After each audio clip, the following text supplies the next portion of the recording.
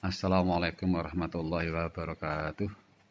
Qala Allah Ta'ala fi kitabihil karim. A'udzubillahi minasyaitonir rajim. Bismillahirrahmanirrahim. Ya ayyuhalladzina amanu kutiba alaikumus syiyamu kama kutiba alal ladzina min qablikum la'allakum tattaqun. Shadaqallahul azim.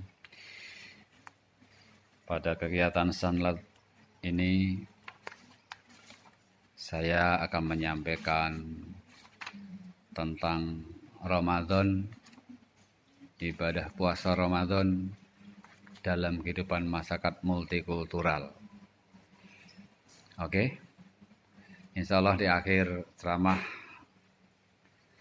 ada tugas, makanya tolong para siswa, para santriwan, santriwati harus memperhatikan apa yang saya sampaikan supaya nanti bisa mengerjakan tugas. Dan tugas atau soal yang telah dikerjakan hasilnya dikirim ke panitia.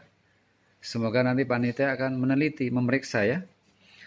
Siapa yang hasilnya paling baik akan diberi hadiah sebagai peringkat terbaik.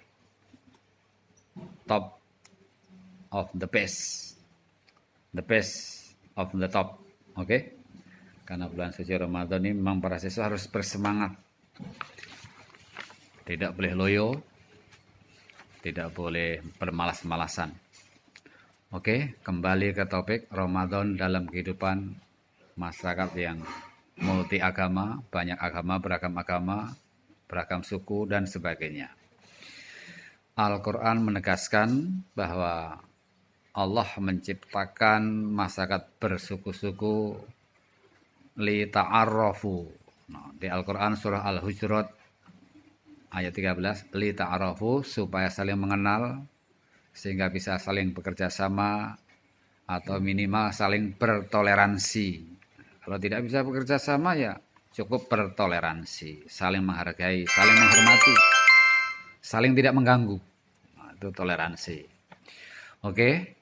Kemudian di dalam UUD 45 pasal 29 juga ditegaskan bahwa bangsa Indonesia ini menganut prinsip kesadaran beragama.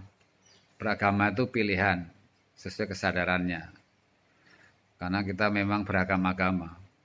Sehingga ada kebebasan beragama. Pasal 29, kita bebas beragama, bebas memilih agama. Karena pilihannya berbeda, makanya ada yang beragama Islam wajib berpuasa Ramadan dan ada yang tidak. Oke? Nah, untuk itu bagaimana Ramadan di tengah-tengah masyarakat yang beragam, ada yang berpuasa dan juga ada yang tidak berpuasa. Para siswa, orang yang berpuasa itu berarti menahan diri. Menahan diri. Memang berat, tapi karena ini perintah agama, walaupun berat dilaksanakan. Karena dalam agama itu memang harus berakit-rakit ke hulu, berenang-renang ke tepian. Ya kita harus berjuang, harus sabar, harus ikhlas, harus bersungguh-sungguh. Karena akhirnya kita insya Allah akan mendapatkan pahala, mendapatkan surga. Kelak di akhirat, dijamin oleh Allah, kita akan mendapatkan surga. Dan ingat, hidup di dunia kan gak lama. Dan kita akan hidup selamanya di akhirat. Makanya orang yang cerdas selalu memikirkan akhirat. Siswa yang cerdas harus selalu juga memikirkan akhirat. Oke. Kembali ke Ramadan dalam kehidupan masyarakat multi agama. Orang yang berpuasa harus menahan lapar haus. Berarti menahan kaitannya dengan hasrat konsumsi jasmani. Yang kedua, harus menahan, mengendalikan rohaninya, hatinya, batinnya. Jangan punya rasa dengki, iri, serai, serakah, benci. Nah, itu menyangkut spirit, kejiwaan. Oke? Dan juga orang yang berpuasa itu harus mengendalikan pergaulannya. interaksi sosialnya jangan sampai menyakiti orang lain. Misalnya teriak-teriak menyakiti orang lain, teriak-teriak mengganggu orang lain, menghina orang lain, meledek orang lain, mengecilkan orang lain, apalagi sampai memfitnah orang lain.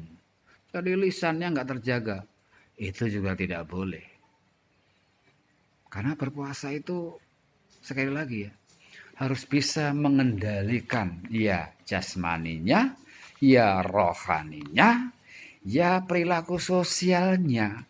Sehingga puasanya tidak mubazir, tidak batal pahalanya. Ingat ya, Rasulullah sudah memberi lampu kuning. Harus hati-hati. Kam min so'imin falaisa lahu min siyamihi ilal ju'i wal atos. Orang yang berpuasa tidak mendapatkan apa-apa kecuali haus dan lapar. Jadi orang berpuasa hanya mendapatkan kelaparan dan kehausan saja. Itu kalau dia hanya puasa jasmaninya. Sehingga dia memang puasanya tidak batal, tetapi pahalanya batal. Nah, makanya puasa harus disertai dengan bukan hanya menahan tidak makan minum dalam rentang waktu dari subuh hingga maghrib, tapi juga harus menahan diri supaya hatinya tidak kotor, kemudian pergaulan perilakunya, lisannya juga tidak kotor, tidak mengganggu lingkungan, dan sebagainya.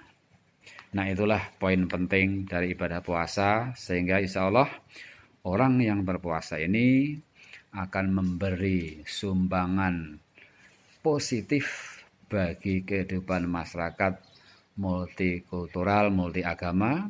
Artinya orang yang berpuasa akan bisa memberi ketenangan, memberi kegunaan, ikut andil di dalam membangun masyarakat yang aman, damai, kondusif, jauh dari pertengkaran, jauh dari gangguan keamanan, dan sebagainya. Oleh sebab itu, sekali lagi, orang yang berpuasa tentu harus terus membiasakan diri untuk bisa mengendalikan hawa nafsunya, mengendalikan pergaulannya, mengendalikan pola makannya, pola minumnya, termasuk di luar bulan Ramadan. Akhirnya benar-benar orang Islam ini akan menjadi pelopor bagi tegaknya masyarakat yang teratur, yang harmonis, yang penuh toleransi, dan penuh solidaritas. Yang berpuasa memberikan satu toleransi dan solidaritas sebagai sesama anak bangsa kepada orang yang tidak berpuasa sekalipun. Dan juga sebaliknya, yang tidak berpuasa juga kita harapkan memberikan pengertian, solidaritas. Misalnya kalau makan minum, ya jangan demonstratif, jangan di depan orang yang sedang berpuasa. Dengan demikian insya Allah masa kita yang multikultural ini tetap akan terjaga dan semakin baik sesuai dengan tujuan kita bernegara. Oke, para siswa-siswi, santriwan santriwati, bagian akhir dari Kultum Sanlat ini Bapak sampaikan ada 4 soal ya, 4 tugas. Tolong diperhatikan, dicatat, sekali lagi dikerjakan supaya kalian benar-benar membuktikan diri sebagai siswa yang patuh, siswa yang sungguh-sungguh, dan insya Allah kalian akan menjadi insan-insan yang sukses di dunia dan di akhirat. Pertama, bagaimana sikap orang yang berpuasa terhadap yang tidak berpuasa? Oke, Yang kedua, bagaimana sikap orang yang tidak berpuasa terhadap orang yang berpuasa. Jadi dibalik ini. Kemudian yang ketiga, apa harapan dari orang yang berpuasa terhadap yang tidak berpuasa? Maksudnya biasa orang yang berpuasa kan yang pengen puasanya tidak terganggu ya. Karena yang berpuasa itu kan memang nahan lapar dan haus kan nggak ringan. Nah, punya harapan terhadap yang tidak berpuasa. Bagaimana harapannya? Oke. Yang keempat, yang terakhir. Apa sumbangan orang yang berpuasa terhadap kerukunan masyarakat multi agama? Apa sumbangan orang yang berpuasa terhadap peningkatan kerukunan masyarakat multi agama? Oke, itu ya. Kita akhiri kali ini.